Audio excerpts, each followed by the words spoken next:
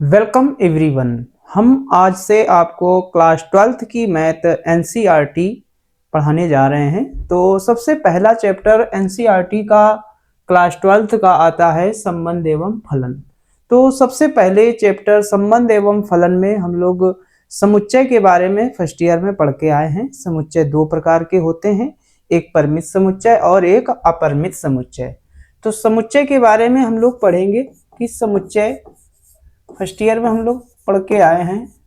समुच्चय दो प्रकार के होते हैं, एक है परिमित समुच्चय,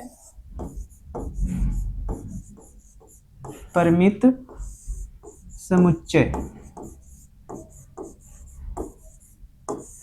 परिमित समुच्चय वह होता है जिसका हमें इंड पता हो। ऐसे समुच्चय जिसका हमें इंड पता होता है उसे परिमित समुच्चय कहते हैं। ऐसे हम लोग फाइंड करेंगे कि परिमित है या अपरिमित समुच्चय है।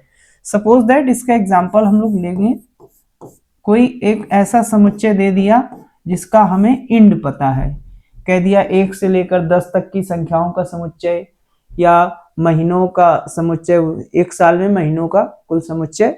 उसके बाद क्वेश्चन ऐसे दे सकता है 1 2 3 4 डॉट डॉट डॉट। अगर इसका इंड दे दिया, उसने इंड दे दिया, सपोज दैट इसमें 10 दे दिया, तो 10 देने का मतलब है कि ये एक परिमित समुच्चय है, क्योंकि हमें इसका इंड पता है। जिस समुच्चय का हमें इंड मालूम होगा उसे हम परिमित समुच्चय कहते हैं। और दूसरे नंबर पे आता है अपरिमित समुच्चय। अब अपरिमित समुच्चय क्या होता है?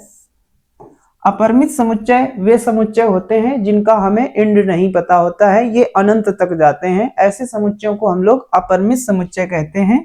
एग्जाम्पल हम लोग देख सकते हैं इसमें कि सपोज दैट उसने कह दिया परिमेय संख्याओं का समुच्चय, परिमेय संख्याएं दे सकता है, या इसमें वास्तविक संख्याएं दे सकता है, वास्तविक संख्याओं का समुच्चय।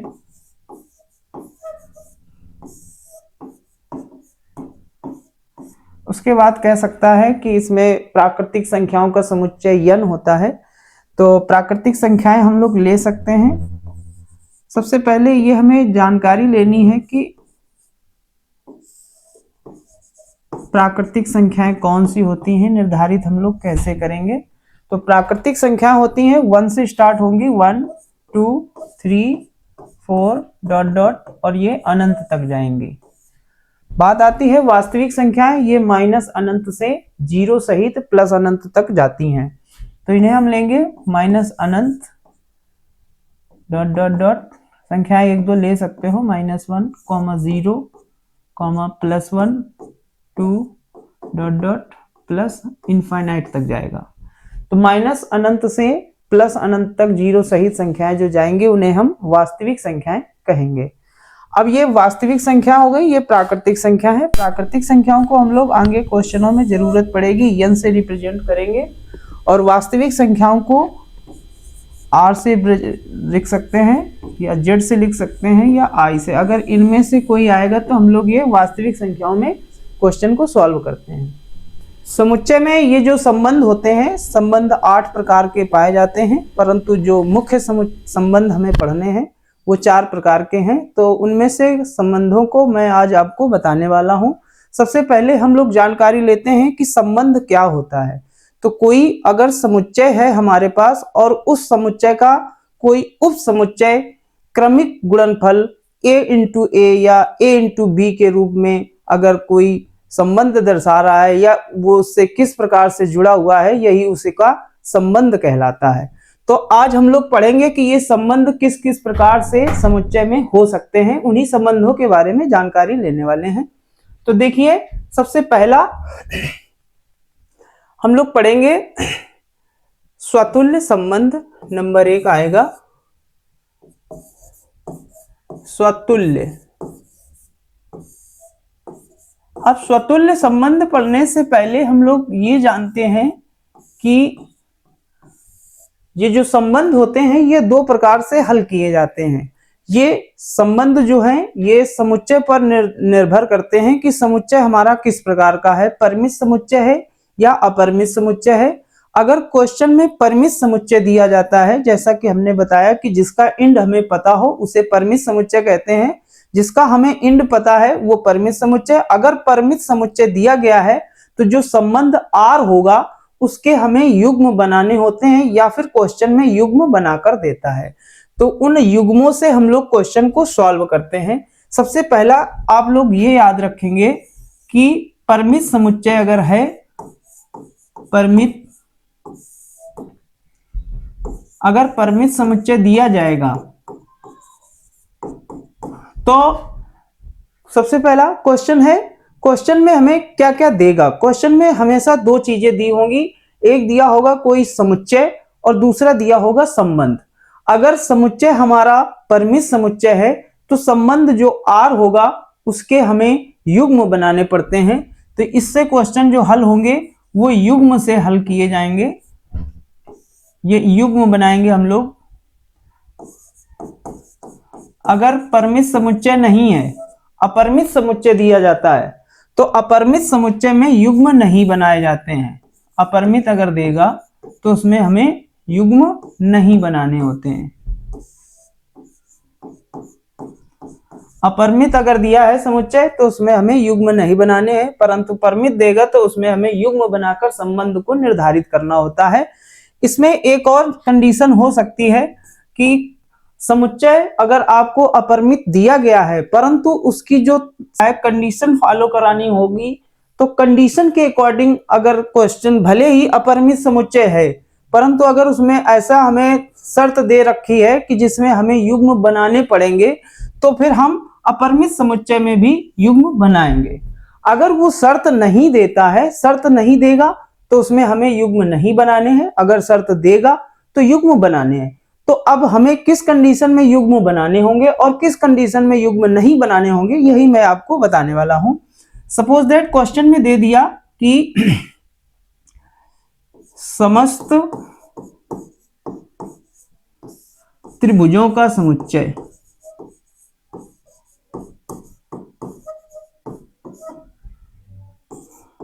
अब ये समुच्चय जो है हमारे वो कहां पर स्थित हैं। अगर वो कंडीशन दे दिया किसी तल में, तो किसी तल में स्थित त्रिभुजों का समुच्चय जो हो गया हमारा ये अपरिमित समुच्चय हो गया। वास्तविक संख्याओं का समुच्चय ये अपरिमित हो गया।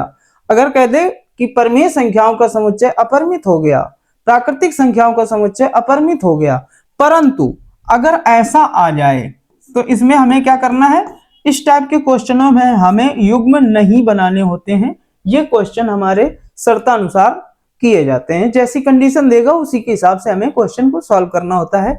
अगर सपोज दैट समुच्चय हमारा अपरिमित दिया गया है, मान लो दिया है समुच्चय n है, n का मतलब होता है 1 2 3 डॉट डॉट डॉट प्लस अनंत तक जाएगा।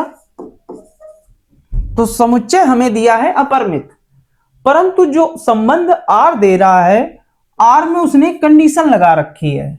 R कह रहा है R equal to x such that x comma y such that. अब इसने यहां पर कंडीशन दे दी x minus suppose that 2y equal 0, और इसने एक कंडीशन ये फॉलो करवा दी हमें कि यहां पर x की वैल्यू इतने से ज्यादा ना हो, या y की वैल्यू हमारी इतने से कम ना हो, या y की वैल्यू इतने से अधिक होनी चाहिए। अगर ऐसी कोई इसमें कंडीशन या शर्त लगा देता है तो इस टाइप के अपरिमित समुच्चय होने पर भी हमें युग्म बनाने पड़ते हैं। तो सपोज दैट इसमें उसने कह दिया कि जो x की वैल्यू है, x की is less than or equal 10, यानी x का मान हम लोग 10 से बड़ा नहीं रख सकते, 10 रख सकते हैं या 10 से छोटा रख सकते हैं। इसका मतलब ये है x is less than or equal 10। तो इसका मतलब है x की वैल्यू हमें 10 से ज्यादा नहीं लेनी है। तो यहां उसने शर्त लगा दी है। अगर किसी क्वेश्चन में शर्त या कंडीशन ऐसी दे दे परंतु समुच्चय हमारा अपरिमित दिया गया हो, तो ऐसी कंडीशन में भी हमें युग्म बनाने पड़ते हैं। तो हमने आपको बताया कि युग्म दो कंडीशन पर बनते हैं। अगर क्वेश्चन हमारा समुच्चय ऐसा दिया है जिसमें परिमित समुच्चय है, जिसका इंड पता है, तो वहां पर हमें युग्म बनाने होंगे या बने बनाए मिलेंगे। अगर हमारा अपरिमित समुच्चय दे रहा है जिसका हमें इंड नहीं मालूम है, तो ऐसे क्वेश्चनों को हमें दो प्रकार से हल करना है। पहला हम लोग ये देखेंगे कि उसमें कोई ऐसी शर्त तो नहीं लगा रखी है जिसमें हमें लिमिटेशन दे दिया जाए कि उससे हमें अधिक नहीं जाना है, तो ऐसी कंडीशन में युग्म बनेंगे। अगर ऐसी कंडीशन नहीं देता है तो हमें संबंध आर के युग्म नहीं बनाने होते हैं। वो जो क्वेश्चन में कह रहा है उसी के अकॉर्डिंग क्वेश्चन को सॉल्व करना होता है। अब बात करते हैं कि ये जो संबंध होते हैं वो कौन कौन से प्रकार के संबंध हम लोग पढ़ने वाले हैं। तो सबसे पहले आता है स्वतुल्य संबंध। तो क्वेश्चन में दो चीजें होंगी, एक तो समुच्चय होगा, सपोज दैट समुच्चय हमने मान लिया n, ये समुच्चय हो गया, और इसमें दिया होगा r जो होगा वो a इंटू b क्रमिक गुणनफल के रूप में होता है।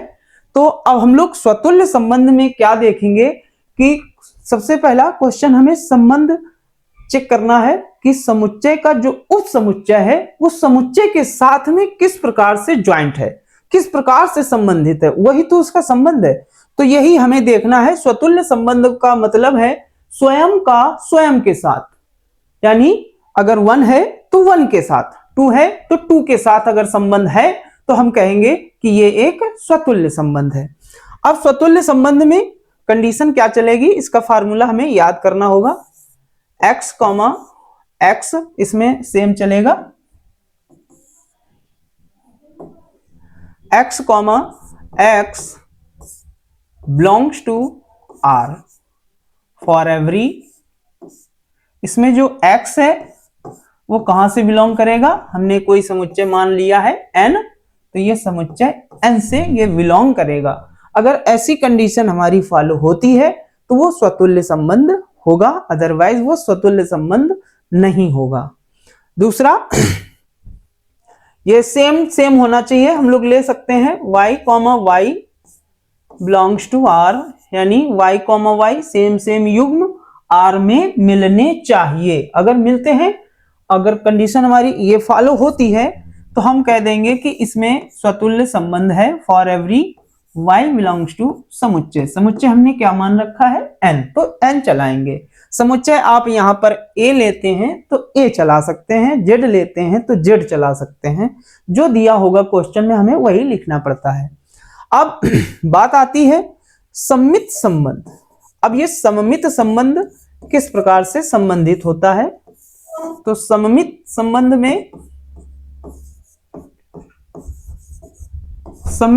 में कम से कम 2 युग्म होने चाहिए और दोनों युग्म भिन्न भिन्न होने चाहिए। तो ऐसे युग्म हमें देखने हैं जो भिन्न भिन्न होंगे बट एक दूसरे से संबंधित होंगे किसी न किसी ढंग से, तो हम कहेंगे कि ये सममित संबंध है।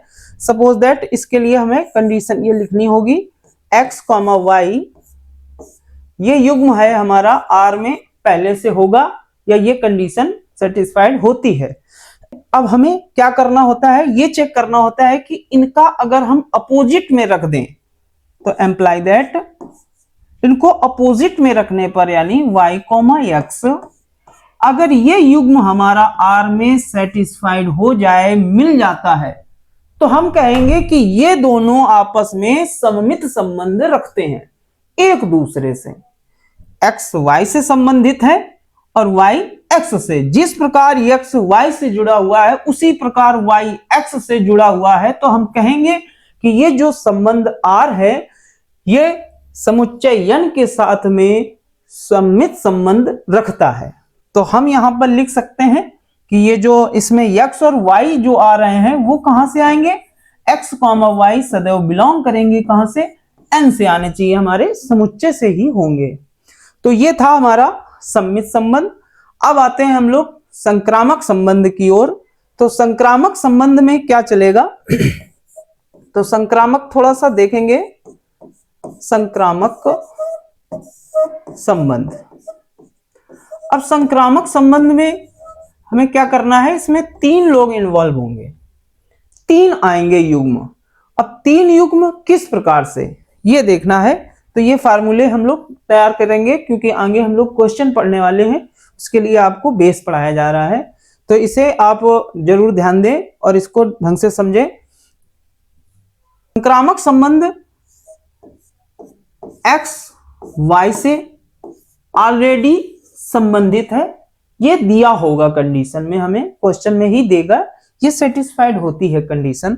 इसके बाद भी एक कंडीशन हमारी फॉलो होगी, और ये जो y है वो किसी अन्य तीसरे के साथ में उसी प्रकार से संबंधित है जिस प्रकार से x y से संबंधित है।